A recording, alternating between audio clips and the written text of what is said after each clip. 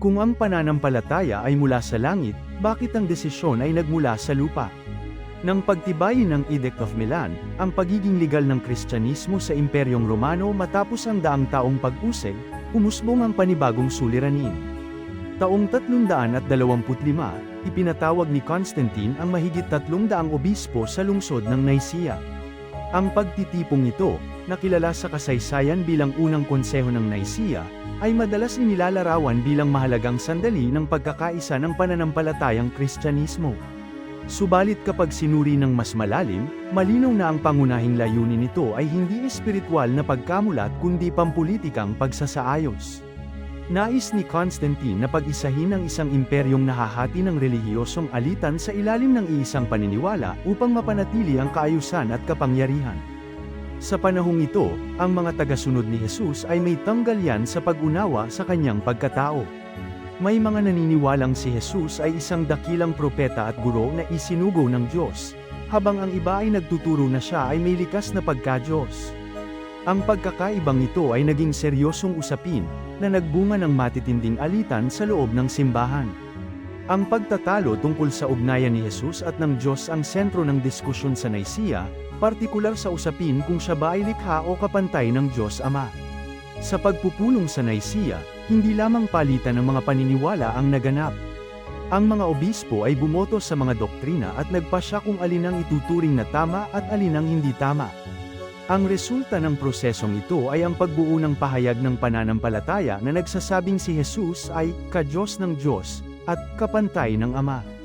Ang mga hindi sumang-ayon sa ideyang ito ay idineklarang erehe, tinuring na kalaban ng pananampalataya at ang ilan ay ipinatapon at pinatahimik. Sa puntong ito, malinaw na ang kapangyarihan ng Estado ay ginamit upang ipatupad ang isang tiyak na pananaw sa pananampalataya. Mahalaga ring banggitin na sa panahong ito, maraming sulatin at salaysay tungkol kay Jesus ang umiiral at binabasa ng iba't ibang pamayanan. Hindi pa iisa ang koleksyon ng mga aklat na tinatanggap ng lahat.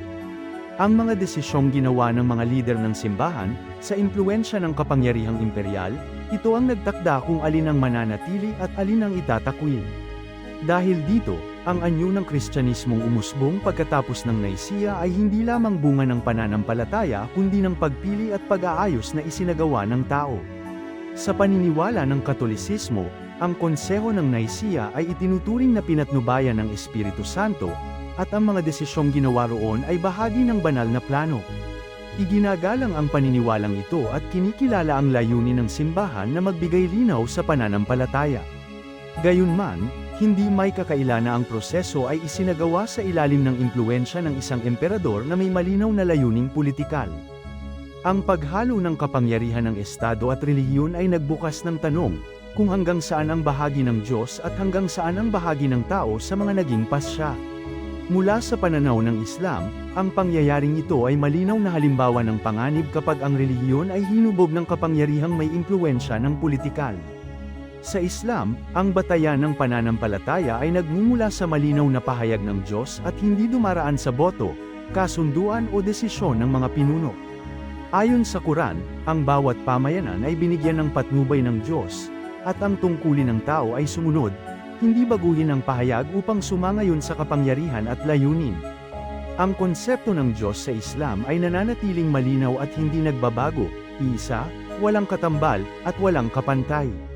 Kung ihahambing, ang nangyari sa Nicaea ay kabaligtaran ng prinsipyong ito. Ang doktrina tungkol sa Diyos at kay Jesus ay hinubog sa pamamagitan ng talakayan, pagtatalo, at pagboto. Ang mga natalong pananaw ay hindi lamang tinanggihan kundi idineklarang mapanganib. Sa ganitong paraan, ang pagkakaiba ng opinyon ay napalitan ng sapilitang pagkakaisa, at ang kapangyarihan ng Estado ang naging tagapagpatupad ng relihiyosong doktrina.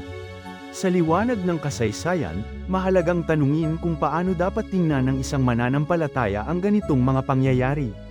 Kung ang pundasyon ng modernong Kristyanismo ay hinubog sa isang konsehong pinangunahan ng emperador, ano ang ibig sabihin nito sa pag-angkin ng tiyak na katotohanan?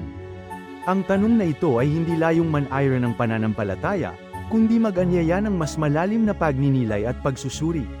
Sa kabuuan, ang konseho ng Nicaea ay isang mahalagang sandali na nagbago ng direksyon ng Kristyanismo. Hindi ito simpleng himala o banal na paghahayag, kundi isang pagpupulong na pinamunuan ng tao at hinubog ng kapangyarihang politikal. Sa pagninilay sa paksang ito, hinihikayat ang manunood at tagapakinig na pakinggan at pag-isipan ang presentasyon bilang bahagi ng mas malawak na paghahanap ng katotohanan.